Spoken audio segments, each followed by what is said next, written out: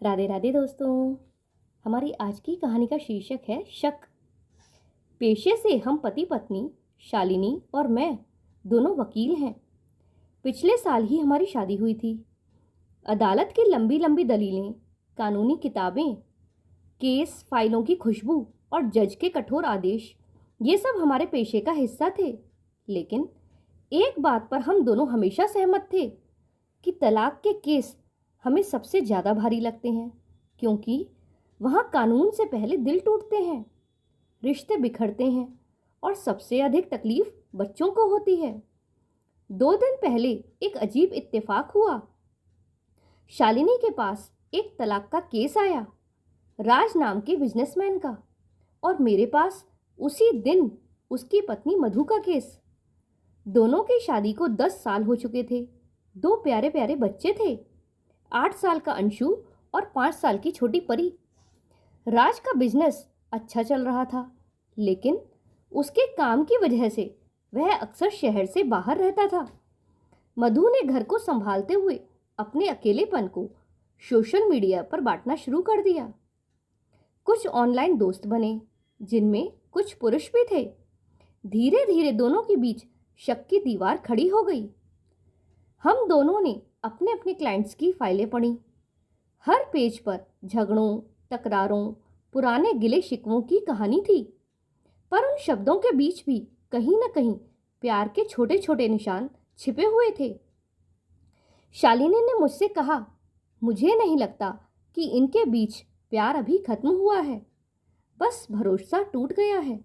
मैंने भी सिर हिलाया, बिल्कुल, बस वही भरोसा, और उस भरोसे को वापस लाना शायद ही कोई कानून कर पाए। अगले दिन शालिनी पहले राज से मिलने गई। मैं शाम को मधु के घर पहुंचा। दरवाजा अंशु ने खोला। उसकी मासूम मुस्कान ने मेरा दिल पिघला दिया। लिविंग रूम में मधु कुछ फाइलें संभाल रही थी। उसके चेहरे पर थकान और आंसुओं के निशान साफ थे।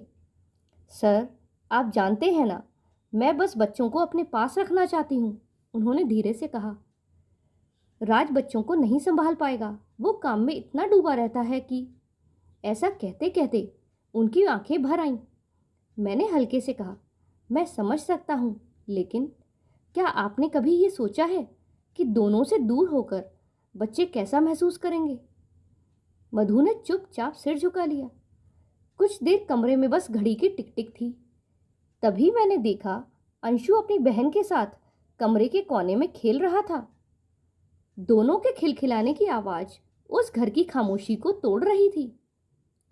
शाम को मेरा फोन बजा। शालिनी थी। मैंने स्पीकर ऑन किया ताकि कागजों को देखते हुए बात कर सकूं। हेलो, कहाँ हो तुम? मैं अपने एक क्लाइंट के साथ हूँ, मैंने कहा। अच्छा, और वो तुम्हारी क्लाइंट फिर से कोई लेडी ही होगी ना? क्यों, सही कहा ना? उसके स्वर में हल्की सी शरारत भी थी और थोड़ी चुभन भी। मैंने प्लान के मुताबिक गुस्सा दिखाते हुए कहा, ये क्या बकवास है? बेवजह कितना शक करती हो तुम?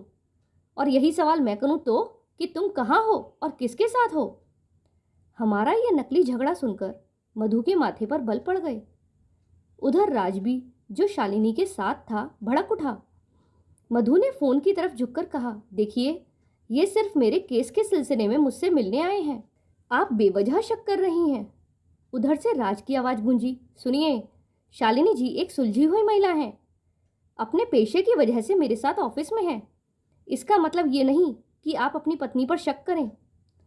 मैं हल्की मुस्कान छिपाते हुए बोला, बिल्कुल सही कहा आपने सर। फिर आप क्यों अपनी पत्नी पर शक करते हैं?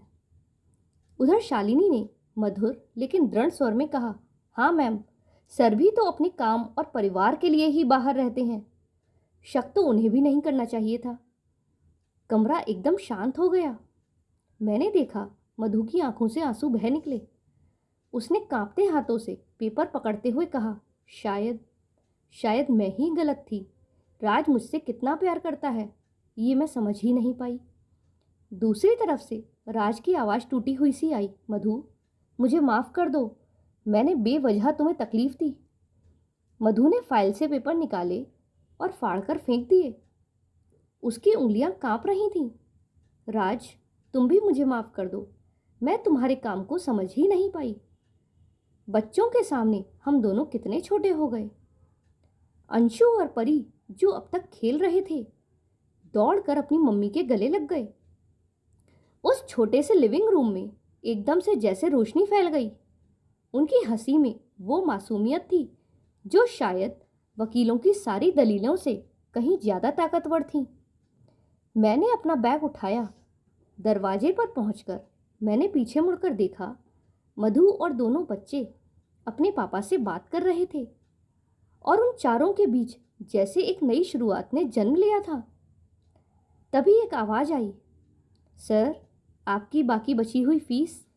मैंने पलटकर मुस्कुराते हुए कहा, इन बच्चों की खिलखिलाहट ही हमारी बाकी की फीस है मैम।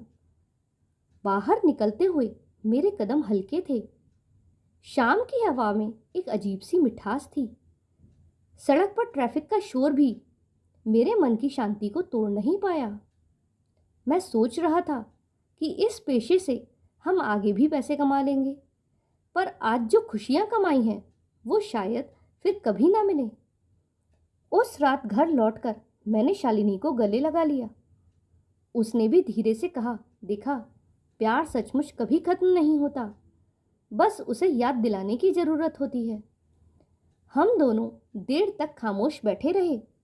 अदालतों में हम रोज़ झगड़े सुलझाते हैं, पर उस शाम हमें खुद अपने दिल ने ये सिखाया था कि रिश्तों में विश्वास सबसे बड़ा कानून है। तो दोस्तों, आपको ये कहानी कैसी लगी? क्या इन वकीलों ने जो किया वो सही था या गलत? कमेंट में ज़रूर बताइएगा। साथ ही अगर आपको कहानी पसंद आई हो तो वीडियो को लाइक करें और चैनल पर नए हो तो चैनल को सब्सक्राइब करें। हमारे साथ अंत तक बने रहने के लिए धन्यवाद। जय श्री राधे।